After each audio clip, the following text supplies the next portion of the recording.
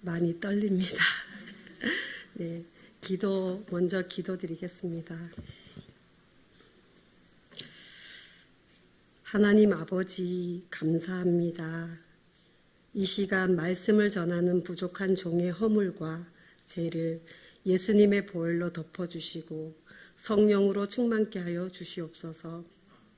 말씀을 전하는 자나 듣는 자에게 깨닫고 변화되는 은혜를 내려 주시옵소서. 우리를 죄에서 구원해 주신 우리 주 예수 그리스도 이름으로 기도드립니다. 아멘. 할렐루야. 감사합니다. 오늘 찬양 예배에 오신 우리 성도님들 한 분 한 분들을 사랑하고 주님의 이름으로 축복합니다. 저희 집에는요, 아들이 2명이 있습니다. 아들이 2명이 있는데 둘째 아들이 초등학교 1학년이 되었을 때 일입니다. 초등학교를 입학하면 3월에서 4월이 되면 교과서에서 봄에 피는 꽃과 꽃의 종류를 배우게 되고 강낭콩이나 씨앗을 심어서 자라나는 것을 관찰하는 것을 배우게 됩니다. 둘째 아이에게 이제 매달 공부하는 학습지가 있었는데요. 봄이 되니까 교과서와 연계하기 위해서 학습지에 꽃을 심고 관찰할 수 있도록 노란색 화분과 꽃씨와 흙이 동봉된 것이 왔었습니다. 둘째 아이가 신이 나서 엄마 내가 할게 하면서 노란색 화분에 흙을 덮고 꽃씨를 심어서 가지고 왔습니다. 이게 작고 앙증스러운 이 노란 화분이 너무너무 예뻤습니다. 우선 아이와 함께 물을 주고 화분을 베란다에 두었습니다. 하루하루 화분에 관심을 가지고 지켜보았습니다.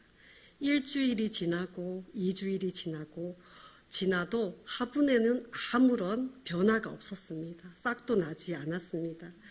한 달이 다가오는데도 아무런 싹도 나지 않는 거예요.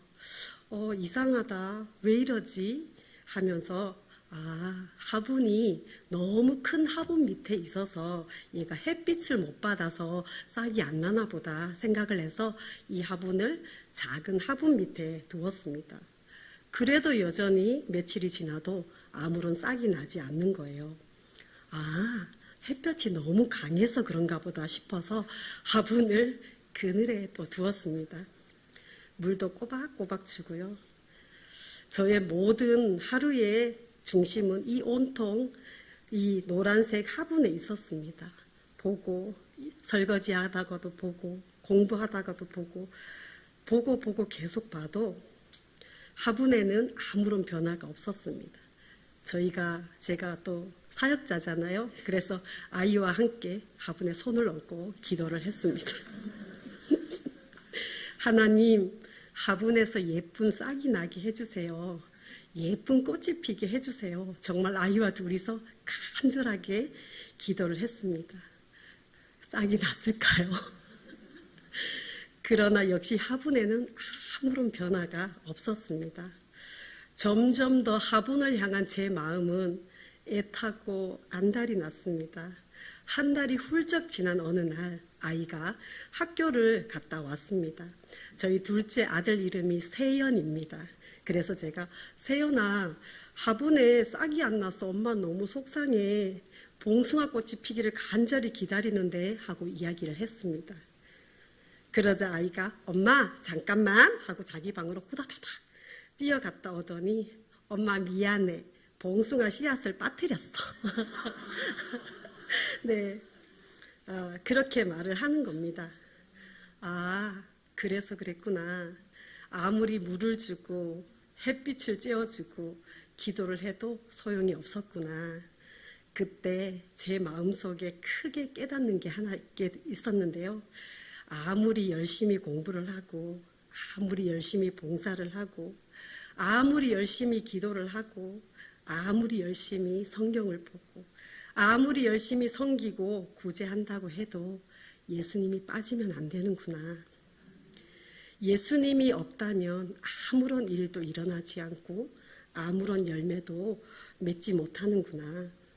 예수님이 주인이 되지 않고는 예수님을 사랑하는 마음 없이 하는 모든 것이 아무 소용이 없구나. 신앙생활에는 반드시 예수님이 주인이 되어야 하는구나라는 중요한 사실을 깨닫게 되었습니다. 사랑하는 성북중앙교회 성도님들 마음에는 지금 예수님이 주인으로 계십니까? 혹시 예수님을 잃어버리고 여전히 삶 가운데 예수님이 함께 계시다고 생각하시고 계시지는 않는지요? 아니면 예수님 없이 신앙생활을 하고 계시는 것은 아닌지 오늘 이 시간 말씀 앞에서 각자 신앙을 점검해 보는 시간이 되었으면 좋겠습니다. 오늘 말씀의 제목은 성도의 신앙 고백입니다. 오늘 본문 말씀은 예수님이 부활하시고 제자들에게 나타나셨습니다. 예수님께서 제자들에게 오셨을 때 그때 도마는 함께 있지 않았습니다. 다른 제자들이 예수님을 보았다고 한 명도 아니고 10명이 우리가 예수님을 보았어, 우리가 예수님을 만났어 라고 이야기를 했습니다. 보통 10번 정도 들으면 부활하신 예수님을 믿게 되는데 도마는 다른 제자들의 이야기도 의심하고 믿지 않았습니다. 도마에게는 자기가 가지고 있는 자기가 만든 잣대가 있었습니다. 도마는 고집을 부리고 예수님이 부활하셨다는 것을 믿지 못했습니다. 이 시간 도마가 어떤 잣대를 가지고 있었는지 요한복음 20장 25절 말씀을 함께 읽어보겠습니다. 요한복음 20장 25절 시작. 그에게 이르되 우리가 주를 보았노라 하니 도마가 이르되 내가 그의 손에 못자국을 보며 내 손가락을 그 못자국에 넣으며 내 손을 그 옆구리에 넣어보지 않고는 믿지 아니하겠노라 하니라. 아멘. 도마는 보는 것으로 만족하지 못하고 반드시 그 못자국에 손을 넣어봐야 믿겠다는 것입니다. 마지막까지 자기가 정해놓은 합리적인 잣대로 믿기를 거부하고 의심하였습니다. 그러면 도마는 처음부터 믿음이 없는 사람이었을까요? 그렇지는 않습니다. 도마는 믿음이 좋았습니다. 요한복음 11장 16절을 보시겠습니다. 요한복음 11장 16절을 우리 함께 읽어보겠습니다. 시작.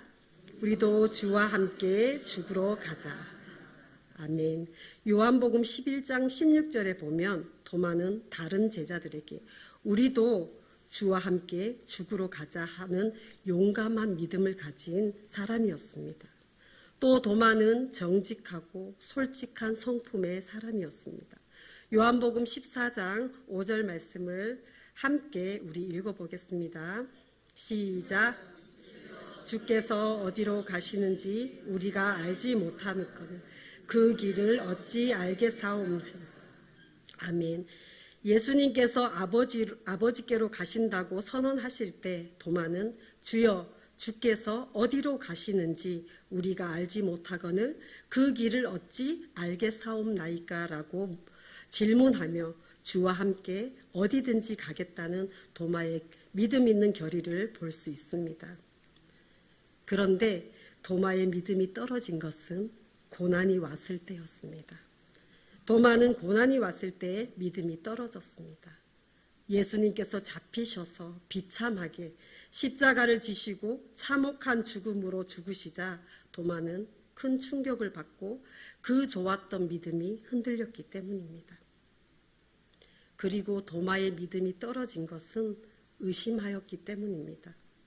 예수님께서는 기회가 있을 때마다 제자들에게 자신의 죽음과 3일 만에 부활하실 것을 말씀하셨습니다. 그러나 도마는 예수님의 말씀을 믿지 않았습니다. 10명의 제자가 다 부활하신 예수님을 보았다고 흥분하며 이야기했을 때도 도마는 부활하신 예수님을 본 제자들의 말도 믿지 않고 의심했습니다. 이런 도마에게 일주일 뒤에 제자들이 있는 곳에 예수님께서 오셨습니다. 예수님은 마치 도마 옆에서 도마 이야기를 다 들으신 것처럼 도마가 말한 그대로 말씀을 하셨습니다. 도마야, 내 손을 봐라. 도마야, 너의 손을 내밀어 나의 옆구리에 넣어봐라 하셨습니다.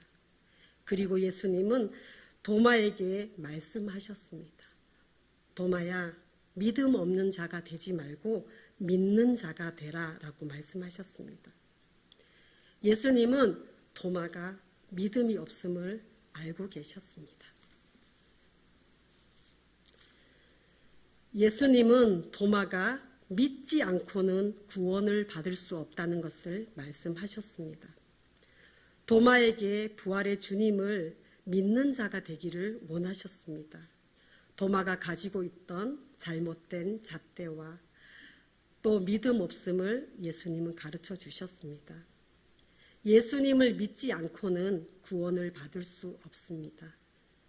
믿음의 결국은 영혼의 구원이기 때문입니다. 믿음의 끝은 영혼의 구원받음입니다.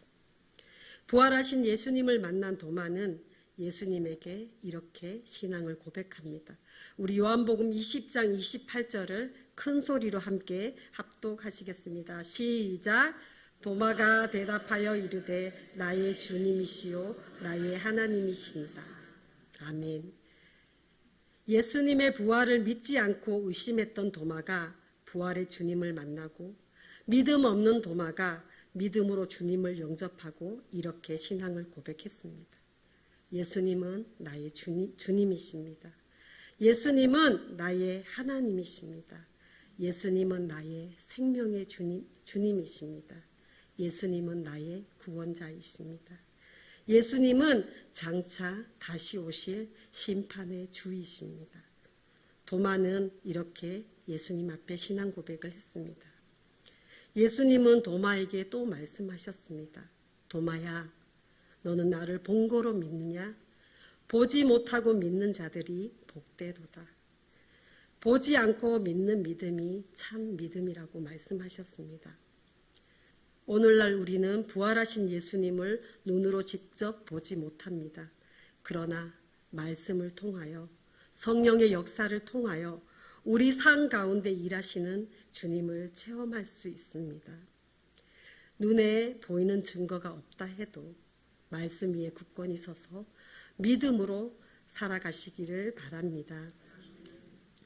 요한복음 20장 31절에는 말씀을 이렇게 기록하였습니다. 이 말씀을 기록한 목적이 있습니다.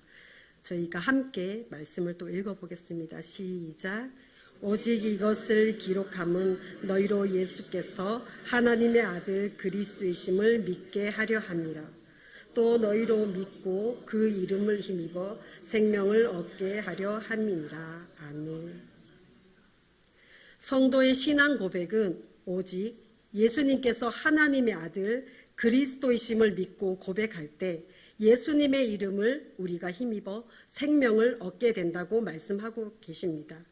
결국 성도의 신앙 고백의 시작인 믿음은 영원한 생명을 얻는다는 것입니다. 우리는 날마다 나의 주 나의 하나님은 오직 예수님 한 분뿐이라고 믿음으로 고백하는 것입니다. 성도의 믿음은 예수님께서 우리의 죄를 위해 십자가에서 죽으심과 부활하심을 믿고 고백하는 것입니다. 부활의 예수님을 만나고 주님의 말씀을 들은 도마는 그때부터 믿음 없는 자가 아니라 믿음 있는 믿는 사람이 되었습니다. 부활의 주님을 나의 구주로 믿고 고백한 도마는 그 고백대로 사랑하는 주님을 위해서 그 주님께 자신의 생명을 던져 인도에서 복음을 외치다가 순교하셨습니다. 사랑하는 성도님들, 신앙 고백은 너무너무 중요합니다. 믿음의 시작은 예수님을 나의 주, 나의 하나님으로 영접하고 믿는 것입니다. 신앙 고백의 시작은 예수님을 나의 주, 나의 하나님으로 고백하며 살아가는 것입니다. 부활의 주님을 믿고 신앙을 고백한 성도들에게는 어떤 변화가 일어날까요? 하나님의 말씀을 사랑하게 되고 하나님의 말씀대로 지키며 살려고 몸부림을 칩니다. 전에는 의심하고 전에는 의심했던 그 의심이 사라지고 믿음의 확신이 찾아옵니다. 소망이 없던 자가 소망을 갖게 됩니다. 이 땅에서의 소망이 아니라 장차 우리를 위해 처소를 예비하신 하나님의 나라의 소망을 가지고 살아가게 됩니다. 현재를 살고 있지만 그들의 미래는 하나님 나라의 시민권으로 현재에서 영원한 미래를 바라보고 사는 삶을 살게 됩니다. 인생을 방황하던 사람들이 분명한 인생길을 걸어가게 되고 사명자로 살아가게 됩니다. 이기적인 사람이 아니라 주를 위해서 하나님의 영광을 위해서 모든 것을 내어놓고 모든 것을 던지는 것입니다. 반만 예수님을 믿고 반만 세상을 사는 것이 아닙니다. 예수님께 온전히 모든 것을 올인하고 나의 생각, 나의 삶, 나의 재산, 나의 재능, 나의 자녀들, 나의 모든 것을 예수님께 다 드리고 사는 삶입니다. 반만 예수님을 믿고 반만 세상 가운데 사는 삶이 아니라 내 인생의 전부를 나의 주 나의 하나님으로 믿고 모시고 영접하고 살아가는 것입니다. 사랑하는 성도님들, 우리의 신앙 고백은 예수님은 나의 주, 나의 하나님으로 믿고 고백할 때 우리는 예수님의 이름을 힘입어 영생을 얻게 됩니다. 오늘 이 시간 예배드리는 우리 사랑하는 성도님들, 천국과 지옥은 실제로 있습니다. 천국과 지옥은 실제로 준비되어 있습니다. 천국과 지옥은 반드시 있습니다. 하나님의 백성이 가야 할 것은 구더기도 타지 않고 불로 소금을 치는 무시무시한 감옥이 아닙니다. 감옥인 지옥이 아니라 하나님 나라 백성은 하나님의 나라인 천국입니다. 여기 계신 우리 성도님들, 날마다 예수님이 나의 주인이신지 확인하고 예수님을 잘 믿고 날마다 회개하며 지금 천국 백성으로 오늘 하루하루를 살아가는 우리 성북중앙교회 성도님들이 되시기를 소망합니다. 기도하시겠습니다.